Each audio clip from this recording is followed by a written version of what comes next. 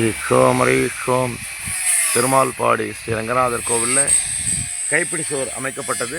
அதில் கை சுவரை கட்டியை முடிச்சதும் இப்போ அதுக்கு ஒன்று நம்ம எஸ்எஸ்சில் பைப் போடுறோன்னு சொல்லிட்டு எஸ்எஸ்சில் பைப் போடுற வேலை நடந்துட்டுருக்கு பாருங்கள்.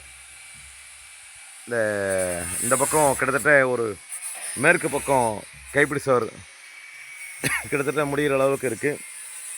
இதுக்கப்புறம் அந்த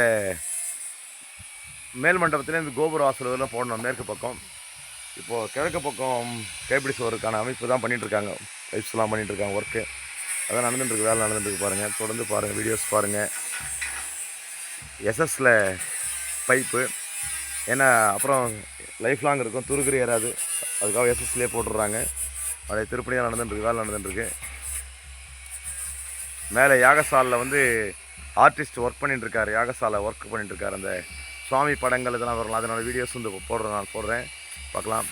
கோபுரங்கள்லாம் மின் விளக்குகளால் அலங்காரம் செய்யப்பட்டிருக்கு. அலங்காரத்தை மின் விளக்குலாம் ஈவினிங் 6 மணிக்கு ஆன் பண்ணி காமிக்கிறாங்க. அதை வந்து நம்ம பார்க்கலாம். எல்லா கோபுரத்தும் லைட்ஸ் மின் விளக்குலாம் ரெடி பண்ணுறதை பார்க்கலாம்.